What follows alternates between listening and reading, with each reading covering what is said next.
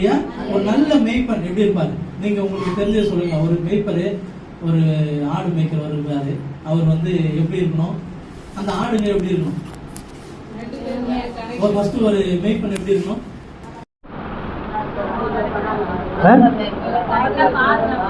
பாதுகாக்கிறவரா இருக்கணும். அப்புறம் நல்ல புல் இருக்கிற இடத்துல கூட்டு போய் விடுறவரா இருக்கணும். அப்புறம் தண்ணியில கூட்டு போயிட்டு தண்ணி ஆமா ஆடுகளோட தாகத்தை தீர்க்கணும். அப்புறம் ஆடுகளோட காயத்தை வந்து செக் பண்ணணும். அப்புறம் ஆடை குளிப்பாட்டணும். அப்புறம் ஆடுகளுக்கு ஒரு பாதுகாப்பை தரணும். அல்லேலூயா. அப்போ எல்லாமே சொல்லிட்டீங்க. அப்போது தேவன் வந்து இப்படி இருக்கிறாரா உங்கள் வாழ்க்கையில்? இயேசு கிறிஸ்து இது போல் இருக்கிறாரா அப்படின்றத நம்ம பார்க்க போகிறோம். ஒரு நல்ல மேய்ப்பன் எப்படி இருக்கிறாரு? சங்கீதம் 80ஆம் அதிகாரம் 1ஆம் வசனம். 80ஆம் சங்கீதம் 1ஆம் வசனத்தை வாசிப்போம்.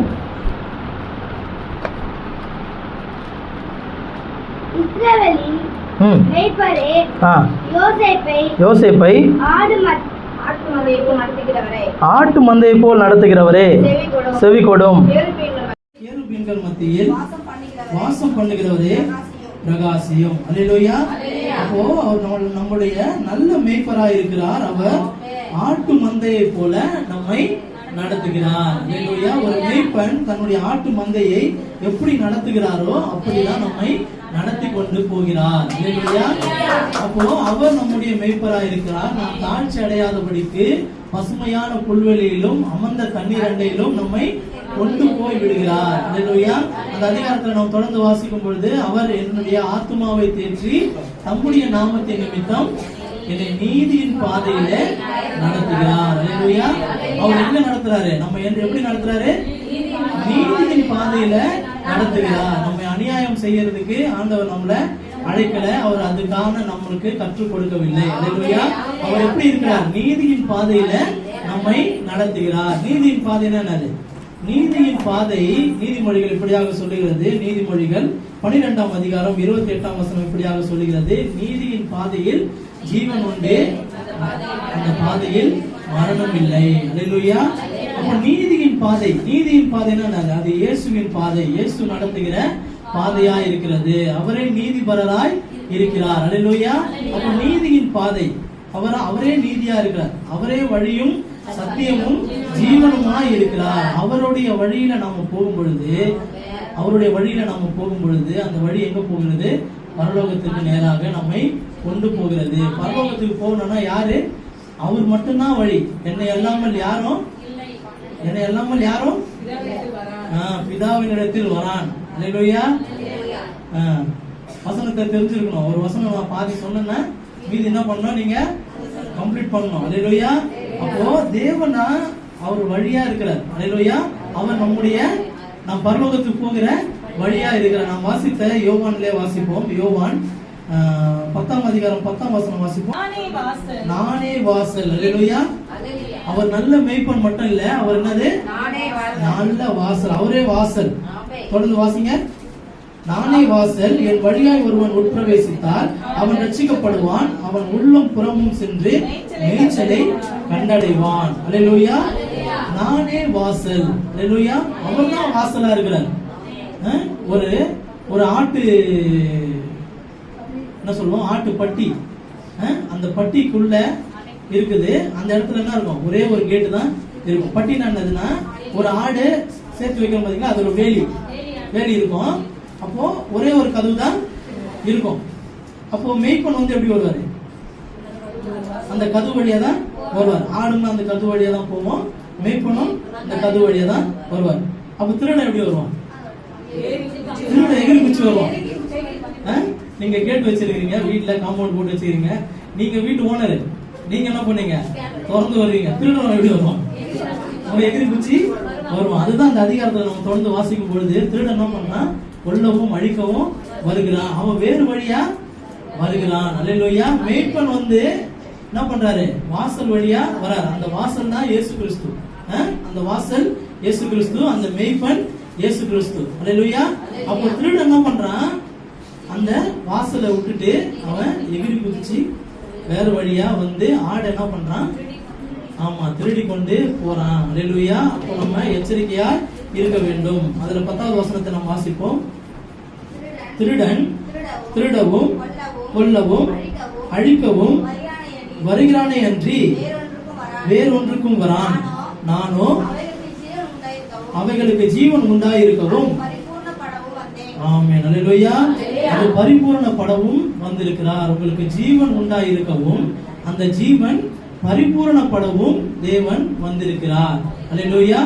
அப்போ வேறு வழியாக வருகிற திருடன் கையில நாம அகப்பட்டு போக கூடாது. அல்லேலூயா. அப்போ நீங்க ஒரு நல்ல ஆடா இருந்தீங்கன்னா உங்களுடைய மேய்ப்பனோட குரல் உங்களுக்கு தெரிஞ்சிருக்கணும். அல்லேலூயா. யார் கூப்பிட்டாலும் ஓடக்கூடாது. யார் கூப்பிட்டாலும் ஓடக்கூடாது. நல்ல ஆடு என்ன பண்ணுதான்? அவங்களோட மேய்ப்பனோட குரலை தெரிஞ்சிருக்குதான். அதுதான் நம்ம ஒரு எக்ஸாம்பிள் பார்த்தோம் ஒரு வீடியோல.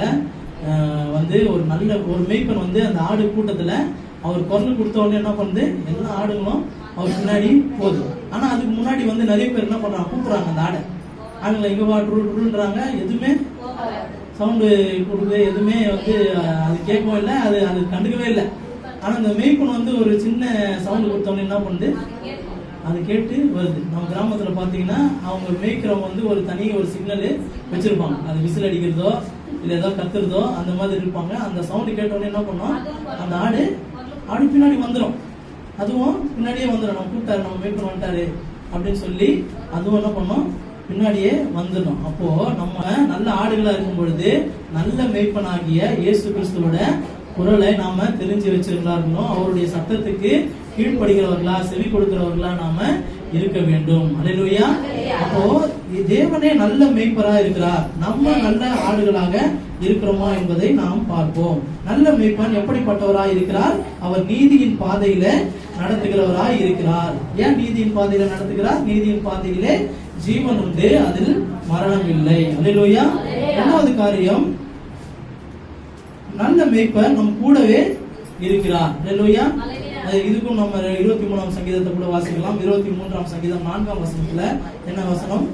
23 4ஆம் வசனம் இப்படியா சொல்லுகிறது?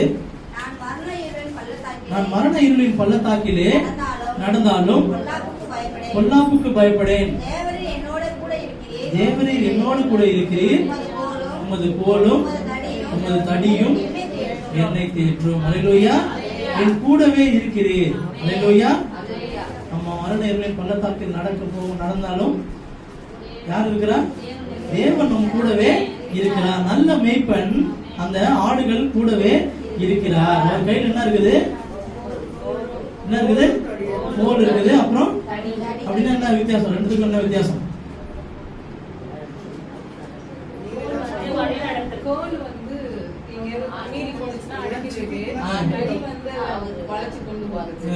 சரி, வேற சொல்லுங்க. உங்களுக்கு என்ன தோணுது? எவ்வளவு நாள் படிக்கிறோம் அந்த வசனத்தை நம்ம படிக்கிறோம். உமது கோலும் தடியும் தான் உங்களுக்கு என்ன நினைவுக்கு வருது?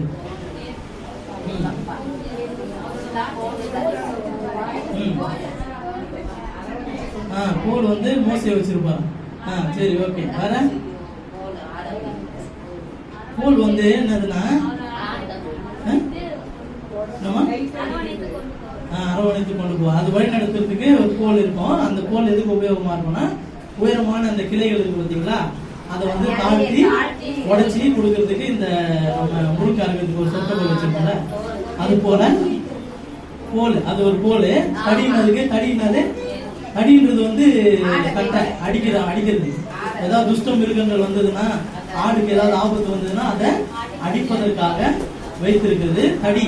உமது கோல் என்னது? அவரை நடத்துறது, அவர்களுக்கு போஷிக்கிறதுக்கு இலைகளை தாழ்த்தி கொடுக்கிறது கோல். அதை அடிக்கிறதுக்கு தடி. உமது கோலும் உமது தடியும் என்னை தேற்றும். அல்லேலூயா. அப்ப நல்ல மேய்ப்பன் நம் கூடவே இருக்கிறார். நம் மரண இருளின் பள்ளத்தாக்கிலே நடந்தாலும் நாம பயப்படக்கூடாது. அல்லேலூயா. பயப்படக்கூடாதபடிக்கு நம் தேவன் நம்மோடு கூட இருக்கிறார். அல்லேலூயா. அப்ப நம் கூட நம்முடைய தேவன் இருக்கிறார் என்ற நம்பிக்கை விசுவாசம் இருக்க வேண்டும். அல்லேலூயா. நம்ம வாழ்க்கையில எத்தனையோ துக்கமான நாட்கள்ல போகும் பொழுதும், எத்தனையோ கடினமான நாட்களில நம்ம கடக்கும் பொழுதும் நமக்குள்ள என்ன இருக்கணும்? தேவன் நம்ம கூட இருக்கிறாரு, நம்முடைய நல்ல மேய்ப்பர் நம்ம கூட இருக்கிறாரு, நாம பயப்படக்கூடாது. இந்த ஒரு கஷ்டமான சூழ்நிலைகளை கடந்து அவர் நம்மை கொண்டு போவார் என்ற ஒரு விசுவாசம் நமக்குள்ளாக இருக்க வேண்டும். அல்லேலூயா. இந்த வசனங்கள் நீங்க கேட்கறது மட்டும் இல்ல, இது உங்களுடைய இந்த தற்போதைய நேரத்துக்கு ஆறுதல் கொடுக்கிறது மட்டும் இல்ல, இது உங்களுடைய வாழ்க்கையின் உண்மையா இருக்கிறது. இது வாழ்க்கையில நடக்க போகிறதா இருக்கிறது, நடந்து வந்ததா இருக்கிறது. அல்லேலூயா. அப்போ நம்ம கேட்கிறோம், கேட்டுட்டு இந்த காதுல கேட்டு இந்த காதுல போறோம் அப்படின்னு சொல்லிட்டு இருக்க கூடாது. இதை நம்ம கேட்டு இதை தியானிக்கணும். நம்முடைய சூழ்நிலைகள் மாறும் பொழுது நீங்கள் சபையில கேட்கிறதான ஒவ்வொரு வார்த்தையும் உங்களை தேற்றுகிறது போல அதை தியானித்துக் கொண்டு இருக்க வேண்டும். அல்லேலூயா. தொடர்ந்து பார்ப்போம். அவர் மந்தையை காக்கிறவராய் இருக்கிறார். அல்லேலூயா. அவர் ஆட்டு மந்தையை காக்கிற தேவனாய் இருக்கிறார். அவர் இரவும் பகலும் நம்மை காக்கிறவராய் இருக்கிறார், நம்மை போஷித்து காக்கிறவராய் இருக்கிறார். அநேக வசனங்கள் இருக்கிறது. ஏசாயா 27ஆம் அதிகாரம் 3ஆம் வசனம் இப்படி சொல்கிறது, இரவும் பகலும் அவர் நம்மை காக்கிறவராய் இருக்கிறார். அல்லேலூயா. எபேசியர் 5ஆம் அதிகாரம் 29ஆம் வசனம் இப்படியாக சொல்கிறது, அவர் நம்மை போஷித்து காப்பார். அல்லேலூயா. தேவன் நம்மை போஷித்து காக்கிறவராய் இருக்கிறார். சங்கீதம் 121 7ஆம் வசனம், சங்கீதம் 121 7ஆம் வசனம் வாசிப்போம்.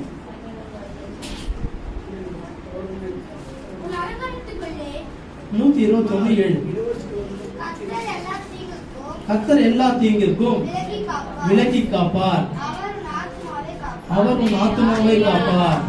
8ஆம் வசனம் வாசிப்போம்.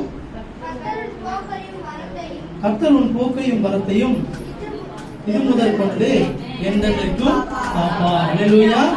அப்போ தேவன் உன்னை எல்லா தீங்கிற்கும் விலக்கி காப்பார். என்ன தீங்கு வந்தாலும் அவர் உங்களை விலக்கி காக்கிறவராய் இருக்கிறார். ஏன் அப்படி இருக்கிறாரு? ஏன்னா அவர் உங்க கூடயே இருக்கிறார். அப்போ அவங்க கூட இருக்கும் பொழுது எல்லா தீங்கையும் விலக்கி காக்கிறவராய் இருக்கிறார். அல்லேலூயா. உன் போக்கையும் வரத்தையும் இது முதல் கொண்டு என்றென்றைக்கும் காப்பார். அப்போ ஒரு ஆடு மேய்க்கிற ஒரு மேய்ப்பன் அந்த ஆடுகள் மேய்க்க போகும் பொழுதும் வரும் பொழுதும் காலையில ஆரம்பிச்சு அந்த மாலையில கொண்டு சேர்க்கும் வரையிலும் அவர்களோடு கூட இருக்கிறாரு. அவர் எல்லா தீங்குக்கும் விலக்கி காக்கிறாரு. போகையிலும் வருகையிலும் பத்திரமாக அந்த ஆடுகளை கொண்டு சேர்க்கிறவராய் இருக்கிறார். இயேசு கிறிஸ்துவும் அப்படிதான் உங்கள் வாழ்க்கையில நீங்கள் போகும் பொழுதும் வரும் பொழுதும் உங்களை காக்கிறவராய் இருக்கிறார். இடையில வருகிற எல்லா தீங்கிற்கும் உங்களை விலக்கி காக்கிறவராய் இருக்கிறார். அதான் உங்களுக்கு ஒரு இடத்துக்கு போகும் பொழுது நாம ஆண்டவர்கிட்ட சொல்லிட்டு போனோம். வீட்டுல சொல்லிட்டு போறோமோ இல்லையோ ஆண்டவர்கிட்ட சொல்லிட்டு போனோம். ரோட்ல போகும்போது தப்பா வண்டி ஓட்டிட்டு போகும்போது போயிட்டீங்கன்னா இல்ல குறுக்குல வந்துட்டீங்கன்னா என்ன திட்டுவாங்க? வீட்டுல சொல்லிட்டு வந்துட்டியா அப்படி சொல்லி திட்டுவாங்க. நான் வீட்டுல சொல்லிட்டு வரல, இயேசுப்பா கிட்ட சொல்லிட்டு வந்தேன். அல்லேலூயா. அப்போ இயேசு கிறிஸ்து கிட்ட நீங்க சொல்லிட்டு போனோம். போகும்போது ஆண்டவரே நான் வெளியே போறேன், இந்த காரியமா போறேன், என்னை பாதுகாத்துக் கொள்ளுங்க, நான் திரும்பி வர வரைக்கும் நீங்க என்ன பாதுகாத்துக் கொள்ளுங்க அப்படின்னு சொல்லி நீங்க வாயில திறந்து சொல்லணும். அல்லேலூயா. நீங்க சொல்லும் பொழுது ஆண்டவர் என்ன பண்றாரு? உங்களை காக்கும்படிக்கு நம்முடைய தூதர்களுக்கு ஆண்டவரே கட்டளையிடுவாரு. அல்லேலூயா. அந்த விசுவாசம் உங்களுக்கு இருக்கணும். அப்ப போகும் பொழுதும் வரும் பொழுதும் என்ன பண்ணணும்? தேவனிடத்துல நீங்க ஜெபம் பண்ணிட்டு போகணும். சின்ன பிள்ளைங்க ஸ்கூலுக்கு போகும்போதா இருந்தாலும் சரி, பெரியவங்க வேலைக்கு போகும்போது இருந்தாலும் சரி, ஏதாவது ஒரு காரியத்துக்காக போகும் பொழுதும் நம்ம என்ன பண்ணணும்? ஆண்டவர்கிட்ட சொல்லிட்டு போகணும். நீங்க சொல்லிட்டு போனாலும் ஆண்டவர் பார்ப்பாரு. ஆனா நீங்க சொல்லிட்டு போகணும். அல்லேலூயா. முதல்ல அவர் நீதியின் பாதையில நடத்துகிறவராக இருக்கிறார். இரண்டாவது நம்மை பாதுகாக்கிறவராக இருக்கிறார். மூன்றாவது நம் கூடவே இருக்கிறவராக இருக்கிறார். நான்காவது காரியம் லூக்கா 12ஆம் அதிகாரம் 31ஆம் வசனம் வாசிப்போம். லூக்கா 12ஆம் அதிகாரம்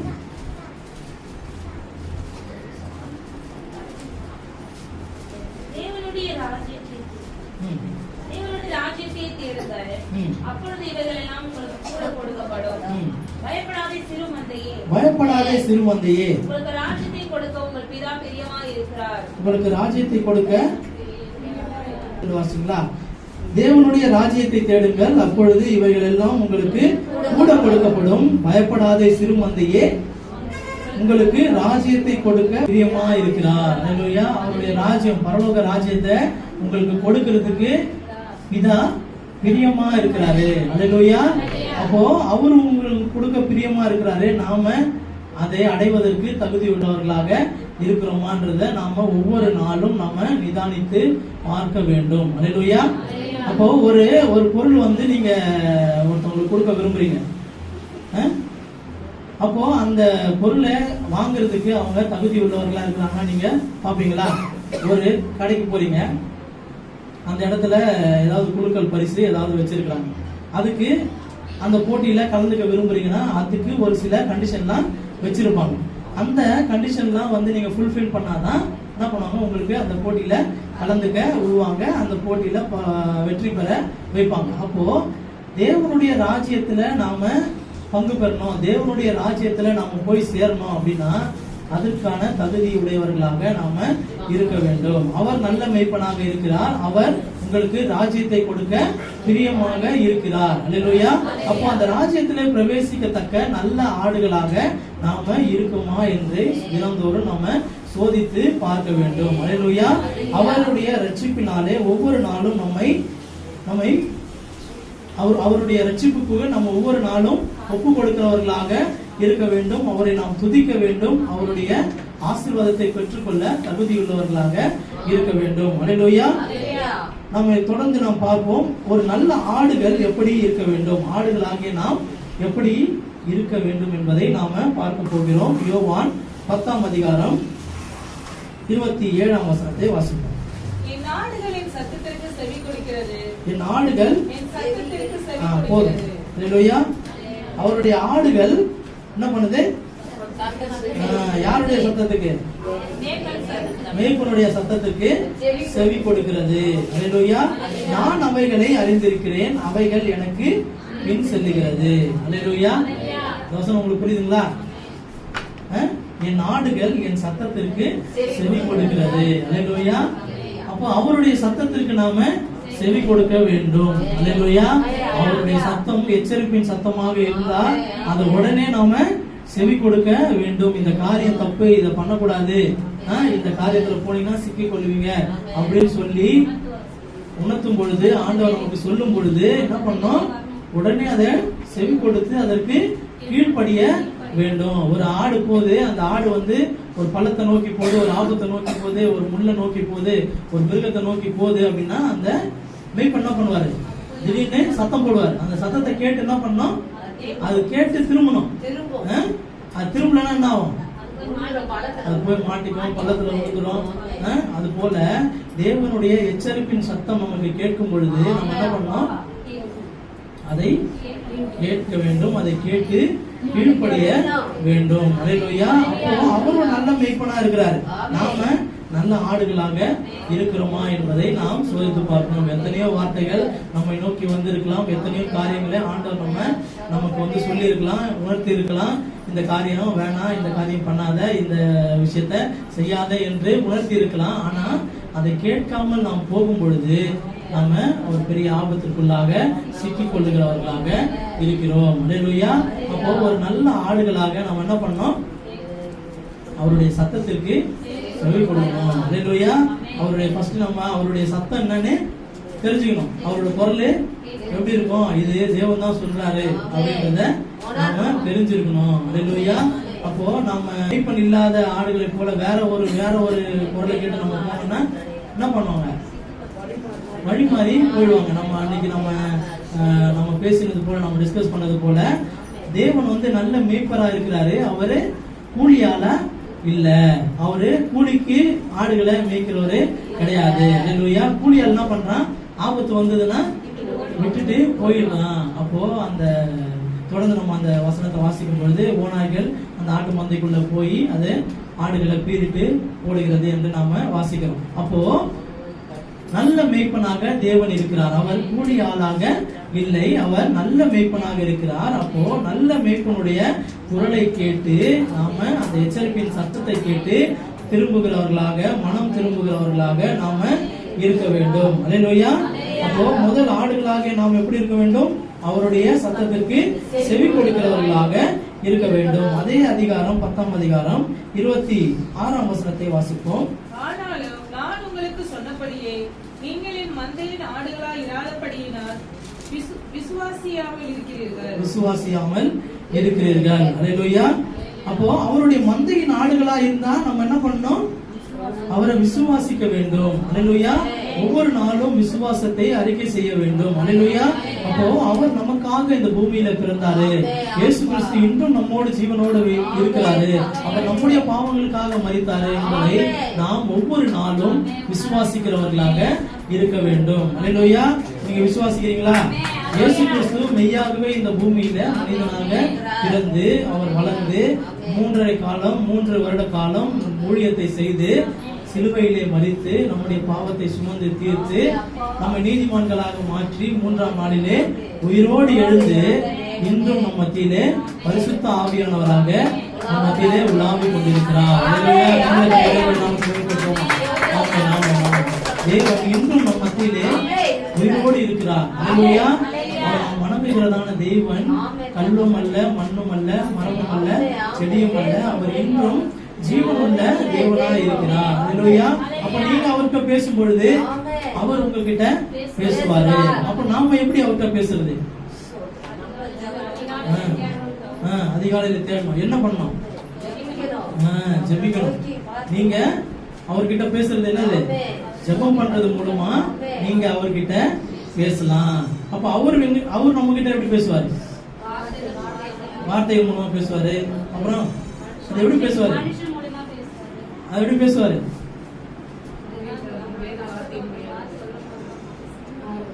நம்ம சொல்லுங்க. வார்த்தை மூலமா பேசுறாரு. நீங்க அவர்கிட்ட பேசுறது ஜெபம் பண்றது. அவர் உங்ககிட்ட பேசுறது வேதம் வாசிக்கிறது. அல்லேலூயா. நீங்க வேதம் வாசிச்சீங்கன்னா ஆண்டவர் உங்க கூட பேசுவார். அந்த வார்த்தையை கொண்டு பேசுவார் சொல்றீங்களா? இதுதான் அந்த வார்த்தை. அவர் கொடுத்த இந்த வார்த்தை, இந்த வேதாகமம் தான் அவருடைய வார்த்தை. அப்போ தினமும் நீங்க தேவனிடத்துல பேசும் பொழுது, ஜெபிக்கும் பொழுது அவர் உங்ககிட்ட பேசுவாரு. நீங்க வேதம் வாசிக்கிறது மூலமாக அவர் உங்களிடத்துல பேசுவாரு. அல்லேலூயா. அப்போ ஒரு நெருக்கமான ஒரு நண்பர் இருந்தாருன்னா, ஒரு நெருக்கமான ஒரு சிநேகிதர் இருக்காங்க, ஒரு சிநேகிதி இருக்காங்க அப்படின்னா என்ன பண்றோம்? தினமும் அவங்க கூட பேசுறோம். போன் பண்ணி பேசுறோம். கிட்ட இருந்தா வீட்டுல போய் பேசுறோம். தூரமா இருந்தா போன் பண்ணி பேசுறோம். அது போல நம்ம பேசுறோம். அப்போ ஆண்டவர் கிட்ட நம்ம என்ன பண்றோம்? ஆண்டவர் நம்ம நேசிக்கிறோம். ஆண்டவர் நம்ம அதிகமா நேசிக்கிறாரு. அப்போ நாமளும் அவர்கிட்ட பேசணும். தினமும் அவர்கிட்ட பேசணும். அல்லேலூயா. நீங்களும் அவர்கிட்ட பேசணும். அவரும் உங்ககிட்ட பேசுவாரு. அல்லேலூயா. அப்போ எடுக்க போகும்போதே, ஜெபம் பண்ண போகும்போது ஒரு லிஸ்ட்டை தூக்கின்னு போயிடக்கூடாது. ஆண்டவரே இது வேணும், இது வேணும், இது வேணும், இது வாங்கிடுங்க, இது வாங்கிடுங்க, இது வாங்கிடுங்கன்னு ஒரு லிஸ்ட்டை தூக்கின்னு போயிடக்கூடாது. ஜெபம் பண்ணும் பொழுது நம்ம எப்படி ஜெபம் பண்ணணும்? அவர் செய்த நன்மைகளை ஃபர்ஸ்ட் நினைச்சு அவரை துதிங்க, அவருக்கு நன்றி சொல்லுங்க. அப்படியே நீங்க மற்றவங்களுக்காக ஜெபம் பண்ணுங்க, இந்த தேசத்துக்காக ஜெபம் பண்ணுங்க. நீங்க மற்றவங்களுக்காக, அதுதான் வேதம் சொல்லுது, ஒருவர் பாரத்தை ஒருவர் சுமங்கள். அதுதான் நம்மளுடைய சபையில நம்ம ஃபாலோ பண்றோம். ஒருவருக்காக, வியாதியஸ்தர்களுக்காக, பிணியாளிகளுக்காக, தேவை உள்ளவர்களுக்காக நாம ஜெபம் பண்றோம். நாம ஜெபம் செய்த சபையில ஜெபம் பண்ண நிறைய பேருக்கு இல்ல, எல்லாருக்குமே அற்புதம் நடந்திருக்கு. அப்போ நீங்க மற்றவர்களுக்காக நீங்க ஜெபிக்கும் பொழுது, ஆண்டவர் இடத்துல பேசும் பொழுது, ஆண்டவரே இவங்களுக்காக இது பண்ணுங்க, அவங்களுக்காக அதை பண்ணுங்க அப்படின்னு சொல்லும் பொழுது ஆண்டவர் என்ன பண்ணுவாரு? அம்மா எல்லாருக்காகவும் கேட்கிறியம்மா, நீ இதெல்லாம் கேட்கவே இல்லையே, நான் தரேன் அப்படின்னு சொல்லி என்ன பண்ணுவாரு? ஆண்டவர் அவன் கேட்காததெல்லாம் ஆண்டவர் அதிகமா தருவாரு. அல்லேலூயா. அதுதான் முதலாவது தேவனுடைய ராஜ்யத்தையும் அவருடைய நீதியும் தேடுங்கள், எல்லாம் கூட கொடுக்கப்படும். நீங்கள் கேட்டதுக்கும் கேட்க மறந்த எல்லாத்துக்கும் மேலாக தேவன் உங்கள் வாழ்க்கையில அற்புதத்தை செய்வாரு. அல்லேலூயா. அப்போ தேவன் உங்க கூட தான் இருக்கிறாரு. நீங்க அவர்கிட்ட எப்பவுமே நீங்க பேசிக்கொண்டே இருக்கலாம். அல்லேலூயா. அப்போ தேவன் இடத்துல நீங்க பேசுவீங்களா? அவர் உங்ககிட்ட பேசணும்னா என்ன பண்றோம்? தினமும் வேதம் வாசிக்கிறோம். வேதம் வாசிக்க தெரியாதவங்க என்ன பண்றாங்க? இப்போ நல்ல டெக்னாலஜி நல்லா இம்ப்ரூவ் ஆயிடுச்சு. எல்லார் கையில ஆண்ட்ராய்டு போன் இருக்குது. அதுலயே போன்ல என்ன இருக்குது? ஆடியோ பைபிள் இருக்குது. நீங்க அப்படியே டைப் பண்ணது கூட தெரிய வேணாம். அந்த மைக் பட்டன் அமுத்தி சொன்னீங்கன்னா போதும், அந்த வீடியோஸ்லாம் வந்தது அதெல்லாம் கேட்டு நீங்க பயனடையும். அல்லேலூயா. எவ்வளவு அதிகமான டெக்னாலஜி இம்ப்ரூவ் ஆயிருக்கு பாத்தீங்களா? இது அப்படியே உல்டாவாயிடும். வேத வசனம் இந்த பூமியில கிடைக்காத ஒரு காலமும் வந்து கொண்டு இருக்கிறது. அல்லேலூயா. பைபிளே கிடைக்காது, வசனமும் கிடைக்காது, எங்கேயுமே கேட்க முடியாது, எதுவுமே பண்ண முடியாது. அதுக்குள்ள எல்லா வசனத்தையும் என்ன பண்ணணும்? மனப்பாடம் பண்ணி வச்சுக்கணும். அல்லேலூயா. நம்மளால எவ்வளவு வார்த்தைகளை மனப்பாடம் பண்ணி வைக்க முடியுமோ அந்த அளவுக்கு நம்ம என்ன பண்ணணும்? ஸ்டோர் பண்ணி வச்சுக்கணும். அல்லேலூயா. ஏன்னா வேதத்தை சொல்லுது, இந்த வேத வார்த்தைகள் கிடைக்காத பஞ்ச காலம் வந்து கொண்டு இருக்குது. அல்லேலூயா. அப்போ அதுக்கு நம்ம தப்பித்துக் கொள்ளும்படியாக தேவனுடைய வார்த்தைகள் நம்ம இருதயத்துல இருக்கணும். அல்லேலூயா. அப்போ தேவனுடைய வார்த்தையை இப்போ நம்ம கிடைக்கிற இந்த டெக்னாலஜி மூலமா நம்ம இதை பயன்படுத்தி கொள்ள வேண்டும். படிக்க தெரியாதவங்க அநேகர் நம்மளுடைய சபையில் இருக்கிறீங்க. அதனாலதான் நம்ம என்ன பண்றோம்? சங்கீத பகுதி ஒருவர் வாசிக்க ஒருவர் பின்னாடி சொல்றோம். அப்ப படிக்க தெரியாதவங்க என்ன பண்ணணும்? அததான் அவங்க தான் முதன்மையா சத்தமா கேட்டு அதை சொல்லணும். அல்லேலூயா. அப்போ வேதம் வாசிக்க தெரியாதவங்க அப்பா சொல்ற மாதிரி யாராவது ஒரு சின்ன பசங்களை கூப்பிட்டு 5 ரூபா 10 ரூபா கொடுத்து ஒரு 10 நிமிஷம் படிப்பா, எனக்காக தினமும் வந்து படிச்சுட்டு போப்பா அப்படின்னு சொன்னா வந்து படிப்பாங்களா? படிப்பாங்க. படிக்க தெரியாதவங்க அந்த மாதிரி டெக்னிக்லாம் யூஸ் பண்ணி உங்க பேர பிள்ளைகளை கூப்பிட்டு ஒரு 10 நிமிஷம் ஒரு நாளைக்கு ஒரு அரை மணி நேரம் உங்களுக்காக வந்து வாசிக்க மாட்டாங்களா? எதுக்கு படிக்க வைக்கிறீங்க? சொல்லிக் கொடுக்கறதுக்கு ஏதாவது உபயோகமா இருக்கணும். நல்ல காலேஜ் படிச்சிருப்பாங்க, 12வது முடிச்சிருப்பாங்க, பேங்க்ல போயிட்டு ஒரு செலான் ஃபில் பண்ண சொன்னா அது தெரியாது, ஏதாவது ஒரு மனு எழுதுன்னு சொன்னா தெரியாது. அப்போ அந்த படிக்க வச்ச அப்பா அம்மாவுக்கு எவ்வளவு கஷ்டமா இருக்கும். ஆனா இது டெய்லி ஸ்கூலுக்கு அனுப்புறோம், டெய்லி பாக்கெட் மணி எல்லாம் கொடுத்து அனுப்புறோம், சாப்பாடுலாம் டிஃபன் பாக்ஸ்ல கட்டி அனுப்புறோம். ஒரு சின்ன விஷயம் பண்ண சொன்னா இது தெரியல இருந்து இது எல்லாத்தையும் படிக்க வச்சு எவ்வளவு வேதனையா இருக்கும். அப்போ நம்ம படிப்பை நம்ம என்ன பண்ணோம்? படிக்க தெரியாதவங்களுக்கு யூஸ் பண்ணோம். அல்லேலூயா. அப்போ சின்ன பிள்ளைங்க சர்ச் ஆக்டிவிட்டியில இன்வால்வ் ஆகுறீங்க, ரொம்ப சந்தோஷம். அது போல படிக்க தெரியாதவங்களுக்கு என்ன பண்ணோம்? படிச்சு காட்டணும். வீட்டுல அம்மா படிக்காம இருப்பாங்க, அப்பாவை படிக்காம இருப்பாரு. என்ன பண்ண? நீங்க வேதம் வாசிக்கும் போது அவங்க ஏதாவது வேலை செஞ்சு இருப்பாங்க, படிக்க தெரிஞ்ச அப்பா அம்மா கூட இருப்பாங்க.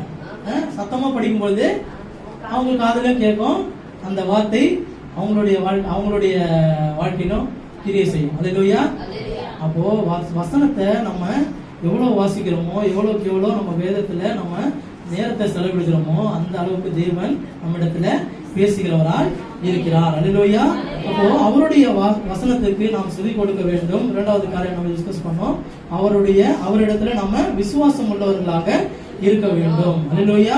10வது அதிகாரம் 15ஆம் வசனம் வாசிப்போம். நான் என்னுடையவைகளை அறிந்தும் என்னுடையவைகளால் அறியப்பட்டும் இருக்கிறேன். ஆடுகளுக்காக என் ஜீவனையும் கொடுக்கிறேன். அல்லேலூயா. என்ன சொல்றாங்க? நான் என்னுடையவைகளை அறிந்தும் என்னுடையவைகளால் அறியப்பட்டும் இருக்கிறேன். அப்படின்னா என்ன அர்த்தம்? என் ஆடுங்க என்னன்னு எனக்கு தெரியும், என் ஆடுகளுக்கு நான் யாருன்னு தெரியும். அல்லேலூயா. அப்போ நீங்க உங்களுக்கு இயேசு கிறிஸ்து யாருன்னு தெரியணும், இயேசு கிறிஸ்துக்கு நீங்க யாருன்னு தெரியணும். ஏதோ காமெடியில வர மாதிரி எனக்கு ஐஜியை தெரியும், ஆனா அவருக்கு எனக்கு தெரியாது. அந்த மாதிரி இருக்கக்கூடாது. என்ன சொல்றாரு இயேசு? என்ன சொல்றாரு? என் ஆடுகளுக்கு நான் யாருன்னு தெரியும், அவங்க யாருன்னு எனக்கு தெரியும். அப்போ நீங்க எப்படி இருக்கணும்? நீங்களும் யாருன்னே அவருக்கு தெரிஞ்சிருக்கணும். அப்ப தினமும் போய் அட்டெண்டன்ஸ் போட்டாதானே தெரியும். என்னைக்கோ ஒரு நாள் பார்த்துட்டு உங்களை எங்கேயோ பார்த்த மாதிரி இருக்குது அப்படின்னு சொல்ற மாதிரி வச்சுக்க கூடாது. அப்ப தினமும் போயிட்டு நான் உயிரோட தான் இருக்கிறேன்ட்டு சொல்லணும், ஆண்டவரே நான் வந்துட்டேன்ப்பா.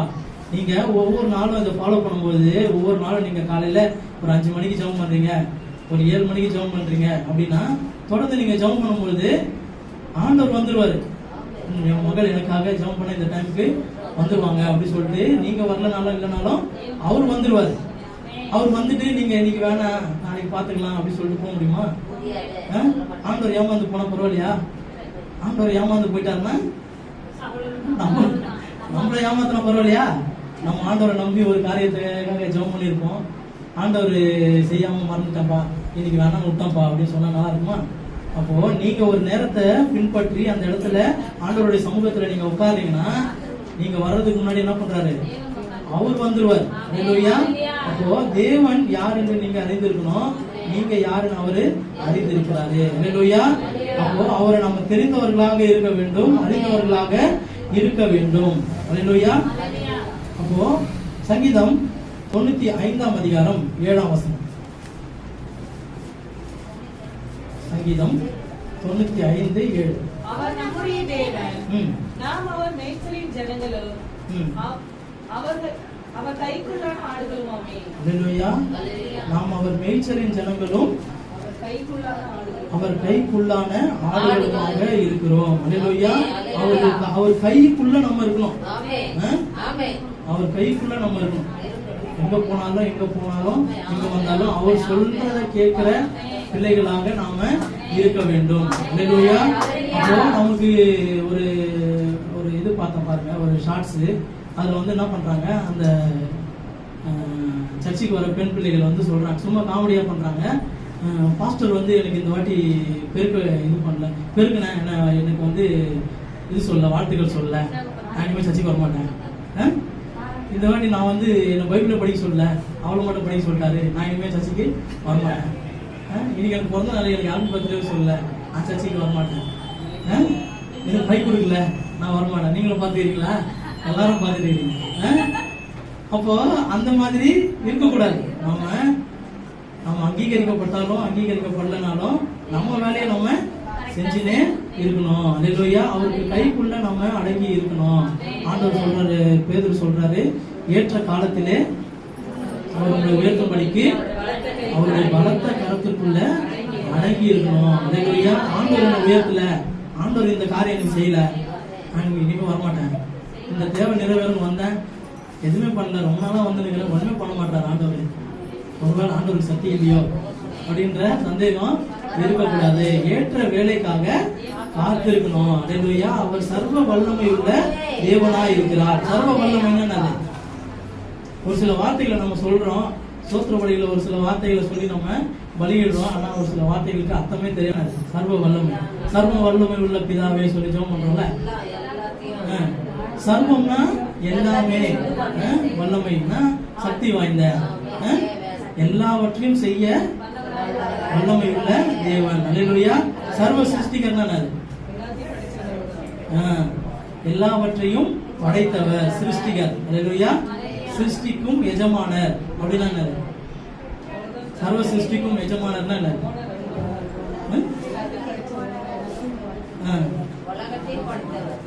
சர்வ சிருஷ்டிக்கும்னா எல்லா படைப்புகளுக்கும் எஜமானர்னா யாரு? ஓனர். அவர்தான் ஓனரு. ஹல்லேலூயா. அப்போ நம்ம ஒவ்வொரு வார்த்தை நம்ம சொல்லும் பொழுதும் நம்ம வாசிக்கிறதான இந்த வேதாகமும் சில சமஸ்கிருத வார்த்தைகளும் சேர்ந்து இருக்கும். அதை நம்ம என்ன பண்ணோம், புரிந்து கொள்ள வேண்டும். ஹல்லேலூயா. சர்வ சிருஷ்டிக்கும் எஜமானர் நம்ம சொல்லும் பொழுது அதை உணர்ந்து சொல்லணும். ஏதோ சொல்றாங்க, இந்த பாட்டுல அப்படி வருது, எழுதியிருக்கிறாங்க அப்படின்னு சொல்லிட்டு சொல்லக்கூடாது. அதுக்கு அர்த்தத்தை தெரியலன்னா என்ன பண்ணோம், தெரிந்து கொள்ள வேண்டும். தெரிந்தவங்க கிட்ட, பெரியவங்க கிட்ட கேட்டு தெரிந்து கொள்ள வேண்டும். ஹல்லேலூயா. அப்போ அவருடைய பலத்த கரத்திற்குள்ள நாம அடங்கி காத்திருக்க வேண்டும். ஏற்ற காலத்திலே அவர் உங்களுடைய தேவைகளை நிறைவேற்றுவார். ஹல்லேலூயா. இந்த காலத்துல நிறைவேற்றினா இது கரெக்டா இருக்கும், இந்த நேரத்துல உங்களை உயர்த்தினா கரெக்டா இருக்கும், இந்த நேரத்துல இந்த விஷயத்தை செஞ்சா கரெக்டா இருக்கும் என்று காலங்கள் அவருடைய கரத்துல இருக்கிறது. ஹல்லேலூயா. அப்ப அவருக்கு தெரியும் எந்த காலத்துல என்ன பண்ணா கரெக்டா இருக்கும்ன்றது அவருக்கு தெரியும். அந்த ஏற்ற காலத்துல நம்ம உயர்த்தும்படிக்கு அவருடைய பலத்த கரத்திற்குள்ள அடங்கி இருக்க வேண்டும். ஹல்லேலூயா. ஒருத்தர் பாருங்க, ஒரு பழம் தோண்டினே இருந்தான், தங்கம் கிடைக்குது. ரொம்ப பழம் ரொம்ப நேரம் தோண்டிட்டான், ஆனா கிடைக்கவே இல்லை. பக்கத்துல இன்னொருத்தன் வந்து கொஞ்ச தூரம் தோணுனா அவனுக்கு தங்கம் கிடைச்சது, எத்தனை போயினேட்டான். இவன் என்ன பண்ணிட்டான், இவன் தோணுனா ஒண்ணுமே கிடைக்கல, சரி ஒண்ணுமே இல்லை போல அப்படின்னு சொல்லிட்டு போயிட்டான். ஆனா அதை பார்த்தா அவன் கொஞ்ச தூரம் தோணும் பார்த்தீங்களா, அவனுக்கு ஒரே ஒரு பீஸ் தங்கம் தான் இருந்தது. இவன் தோண்டினது இன்னும் கொஞ்ச தூரம் தோண்டிதானா பெரிய புதையல அந்த இடத்துல இருக்கும். ஆனா என்ன பண்றான் இவன், என்னடா இவன் மொத்தம் வந்தான், கொஞ்ச தூரம் தோணுனா அவனுக்கு கடிச்சிச்சு போயிட்டாங்க. நம்ம இவ்வளவு நாளா தோண்டினதும் நமக்கு ஒண்ணுமே கிடைக்கலன்ட்டு போன விட்டுட்டு போயிட்டான். ஆனா அவன் அவன் இன்னும் கொஞ்சம் தோண்டி இருந்தானா என்ன ஆயிருக்கும், அது கீழே பெரிய புதையலே இருந்திருக்கும், அது கிடைச்சிருக்கும். அப்போ என்ன பண்ணோம், ஏற்ற காலத்துல அவர் நம்மை உயர்த்துறதுக்கு அவர் ஒரு டைம் வச்சிருக்கிறார். நம்ம வேலையை நம்ம செஞ்சுனே இருக்கணும். நம்ம செஞ்சு கொண்டே இருக்கும் பொழுது நமக்கு கிடைக்க வேண்டியது ஏற்ற நேரத்துல நமக்கு கிடைக்கும். அல்லேலூயா. ஏன்னா அவர் நம்முடைய மேய்ப்பரா இருக்கிறாரு. அவர் நம்மை தாழ்ச்சி அடைய விட மாட்டாரு. நம்ம தாழ்ச்சி அடைய விட மாட்டாருன்னா என்னது, பசியா இருக்க விட மாட்டாரு, வேற பட்னியா இருக்க விட மாட்டாரு, ஏமாந்து போக விட மாட்டாரு, நம்ம விரக்தி அடைய விட மாட்டாரு. அல்லேலூயா. நம்மை தாழ்ச்சி அடைய அவர் விட மாட்டார். ஏன்னா அவரே நல்ல மேய்ப்பனாக இருக்கிறார். சங்கீதம் 79 13ஆம் வசனம் வாசிப்போம். அப்பொழுது உம்முடைய ஜனங்களும் உம்முடைய மேய்ச்சலின் ஆடுகளுமாகிய நாங்கள் உம்மை என்றென்றைக்கும் புகழ்வோம். தலைமுறை தலைமுறையாக உமது துதியை சொல்லி வருவோம். அல்லேலூயா. அப்போ அவருடைய மேய்ச்சலின் ஆடுகளாகிய நாம் என்ன பண்ண வேண்டும், அவரை புகழ வேண்டும். தலைமுறை தலைமுறையாக அவருடைய துதியை சொல்லி வர வேண்டும். அல்லேலூயா. அப்படின்னா என்னது, அவர் செய்த நன்மைகளுக்காக அவருக்கு நன்றி செலுத்தணும். அவர் உங்களுக்கு செய்த நன்மைகளுக்காக நன்மையை என்ன பண்ணணும், பிறருக்கு அறிவிக்க வேண்டும். அல்லேலூயா. துதிகளை சொல்லி கொண்டு வருவோம். என்னது, வீடுக்குள்ளே சொல்லி சுத்துறதா, என்ன பண்ணணும், சொல்லணும். உங்களுக்கு ஒரு நன்மை நடந்ததுன்னா என்ன சொல்லணும், ஷேர் பண்ணணும். ஒரு கடைக்கு போறீங்க, அந்த கடையில் அரிசி நல்லா இருக்குது, என்ன பண்ணுவீங்க, அக்கா இந்த கடையில் அரிசி நல்லா இருக்குதுக்கா, இங்க போய் வாங்குங்கக்கா அப்படி சொல்ல மாட்டீங்களா? ஒரு கடையில் போய் சாப்பிட்றீங்க, இட்லி நல்லா இருக்குது, பிரியாணி நல்லா இருக்குது, நம்மளுக்கு தெரியாமலே என்ன பண்ணுவோம், நம்மள அறியாமலே என்ன பண்ணுவோம், யாருக்கிட்டையாவது செம்மையா இருந்துச்சுப்பா, சூப்பரா இருந்துச்சுப்பா சொல்றோமா? அப்போ ஆண்டவர் உங்க வாழ்க்கையில நன்மை செய்தது என்ன பண்ணணும், மற்றவங்களுக்கு சொல்லணும். நான் இந்த மாதிரி இருந்தோமா, எனக்கு ஆண்டவர் இந்த நன்மை செஞ்சாரு, தெரிஞ்சுக்கோ, ஆண்டவர் பத்தி தெரிஞ்சுக்கோ. அப்போ உங்க நண்பர்கள் இருக்கலாம், உங்களுடைய உறவினர்கள் இருக்கலாம், அவங்க கிட்ட ஒரு வேளை சொன்னா இவங்க என்னன்னா இதுங்க வந்து நம்ம கிட்ட நம்மளே கிறிஸ்டின் ஆகிட்டு மாத்துக்கு போல அப்படின்னு சொல்லி நினைச்சிட போறாங்க. இந்த சொல்றதுனால நம்மளுடைய நட்பு உடைஞ்சிட போகுது, சொல்றதுனால நம்ம உறவு முடிஞ்சிட போகுது அப்படின்னு நீங்க நினைக்க கூடாது. அல்லேலூயா. சொல்ல வேண்டியது என்னது, சுவிசேஷம் சொல்ல வேண்டியது நம்ம மேல் விழுந்த கடமையா இருக்குது. அல்லேலூயா. சமயம் வாய்த்தாலும் வாய்க்காவிட்டாலும் சொல்லிடணும். அல்லேலூயா. ஆமா, அதை சொல்லிடணும். நான் இங்க ஆண்டவரை தேடுறேன், இந்த ஆண்டவர் வந்து நன்மையானதை தராரு, என்னோட வாழ்க்கையில இந்த தேவையை சந்திச்சாரு சொல்லிடணும். நீங்க ஏத்துக்கோ ஏத்துக்காத அது வேற விஷயம். ஆண்டவர் நீங்க விதைக்க மட்டும்தான் நமக்கு சொல்லியிருக்கிறார். போயிட்டு விதைச்சிடணும், அவங்க உள்ளத்துல இயேசு கிறிஸ்துவ விதைச்சிடணும். ஆண்டவர் வந்து கிரியை செய்வார். அதை வந்து நீங்க வந்து நிலத்துல போய் விதைக்கிறீங்க, விதைக்க மட்டும் தான் பண்றோம். காலையில தூங்கி எழுந்து வந்து பார்த்தா ஒரு இலை வந்து நிக்குது, நம்ம எதாவது பண்ணோமா? நம்ம எதுவுமே பண்ணல. நம்ம விதைக்க மட்டும் தான் செஞ்சோம். விளைய செய்கிறவர் யாரு? கர்த்தர். அப்போ நம்ம சுவிசேஷத்தை அறிவிக்கும் பொழுது ஒரு சிறிய காரியமா இருக்கலாம், ஒரு சிறிய விதையா இருக்கலாம், நம்ம ஒரு மனதில நம்ம விதைக்கும் பொழுது அது என்ன பண்ணுது, ஒரு பெரிய மரமாக ஆண்டவர் மாற்ற செய்வார். அல்லேலூயா. அப்ப அவர் நம்முடைய மேய்ப்பரா இருக்கிறாரு, நாம் அவருடைய ஆடுகளா இருக்கிறோம். அவர் மேய்ப்பர் மட்டுமல்ல, அவர் நானே நல்ல மேய்ப்பன் என்று சொல்லுகிறார். அல்லேலூயா. அவர் தான் நல்ல மேய்ப்பன், அவரை நாம தேடணும். இந்த வார்த்தையை நான் வந்து தயாரித்து கொண்டு வந்திருந்தேன். அப்போ வந்து ஆண்டவர் வந்து எப்பவுமே ஒரு காரியத்தை நம்ம வந்து தயார் பண்ணி எடுத்துட்டு வந்து நம்ம பேசும் பொழுது ஏதாவது ஒரு மூலமாக வந்து ஊர்ஜிதப்படுத்துவார். அல்லேலூயா. அப்போ இன்றைய தினத்துல வந்து ஆண்டவர் ஆராதனை வேலையில ஒரு பாடல் வரியில மேய்ப்பன் சொல்லி ஆண்டவர் வந்து பேசினாரு. அது மட்டும் இல்ல, சங்கீத பகுதியிலும் அங்கிள் வந்து அதை மென்ஷன் பண்ணாங்க, தேவன் வந்து நம்முடைய மேய்ப்பரா இருக்கிறாரு அப்படின்னு சொல்லி மென்ஷன் பண்ணாங்க. அப்போ இந்த வார்த்தை தேவனாலே திரும்ப திரும்ப உறுதிப்படுகிறதா இருக்கிறது. அவர் நல்ல மேய்ப்பனா இருக்கிறாரு. அப்போ நாம் அவருடைய நல்ல ஆடுகளாக நாம இருக்க வேண்டும். அல்லேலூயா. நம்ம சின்னதா ஒரு சம்மரி பார்ப்போமா? நம்ம என்ன பார்த்தோம் இன்னைக்கு? தேவன் நல்ல மேய்ப்பராய் இருக்கிறார். அல்லேலூயா. நானே நல்ல மேய்ப்பன் என்று நாம பார்த்தோம். அடுத்தது ஒரு நல்ல மேய்ப்பன் எப்படிப்பட்டவர்களாக இருக்க வேண்டும் என்று நாம் பார்த்தோம். அவர் எப்படி இருக்கிறாரு? ஆட்டு மந்தையை போல நம்மை நடத்துகிறவராய் இருக்கிறார். எங்க நடத்துகிறார்? நீதியின் பாதையில நம்மை நடத்துகிறார். ஏன் நீதியின் பாதையில நடத்துறாரு? ஏன்னா நீதியின் பாதையில் ஜீவன் உண்டு, அதில் மரணம் இல்லை. அல்லேலூயா. இரண்டாவது காரியம், அவர் நம்முடைய கூடவே இருக்கிறார். அல்லேலூயா. மரண இருளின் பள்ளத்தாக்கில் நடக்க நேர்ந்தாலும் நான் பொல்லாப்புக்கு பயப்படேன், தேவரீர் என்னோடு கூட இருக்கிறீர். அல்லேலூயா. என்னோடு கூட இருக்கிற தேவனா இருக்கிறார். அடுத்த காரியம், அவர் மந்தையை காப்பாற்றுகிறவராய் இருக்கிறார். இரவும் பகலும் போஷித்து காப்பாற்றுகிறவராய் இருக்கிறார். எல்லா தீமைக்கும் விலக்கி காத்து போக்கையும் வரத்தையும் இது முதல் கொண்டு என்றென்றைக்கும் காக்கிறவராய் இருக்கிறார். அது மாத்திரமல்ல, அவர் நமக்கு ராஜ்யத்தை கொடுக்க பிரியமுள்ளவராய் இருக்கிறார். அல்லேலூயா. நம்ம மைப்பன் என்ன பண்ணுவான்னு சொல்லும் போது ஆடுகளை குளிப்பாட்டுவான்னு சொன்னீங்களா? அப்போ அவர் நம்முடைய தலையை அபிஷேகம் பண்ணுகிறவராகவும் அவர் இருக்கிறார். அல்லேலூயா. அப்போ ராஜ்யத்தை கொடுக்க பிரியமுள்ளவராக இருக்கிறார். அல்லேலூயா. அப்போ அவர் நம்மை காக்கிறவராக இருக்கிறார், ராஜ்யத்தை கொடுக்க பிரியமுள்ளவராக இருக்கிறார், நம்மை நடத்துகிறவராக இருக்கிறார், நமக்கு அபிஷேகம் செய்கிறவராக இருக்கிறார், நம் கூடவே இருக்கிறார். அல்லேலூயா. அப்போ தொடர்ந்து நம்ம என்ன பார்த்தோம்? ஒரு நல்ல மேய்ப்பன் இப்படியெல்லாம் இருக்கும் பொழுது ஒரு நல்ல ஆடுகளாகிய நாம் எப்படி இருக்க வேண்டும் என்பதை நாம் பார்த்தோம். நல்ல ஆடுகளாகிய நாம் அவரை விசுவாசிக்க வேண்டும், அவருடைய சத்தத்திற்கு செவி கொடுக்க வேண்டும், அவரை அறிந்திருக்கிறவர்களாக இருக்க வேண்டும், அவர் கைக்குள்ளே இருக்க வேண்டும், அவரை துதிக்க வேண்டும், அவர் செய்த நன்மைகளை நாம அறிவிக்கிறவர்களாக இருக்க வேண்டும். அல்லேலூயா. இந்த கேட்ட வார்த்தை உங்களுக்கு புரிஞ்சுதுங்களா? என்ன புரிஞ்சுது?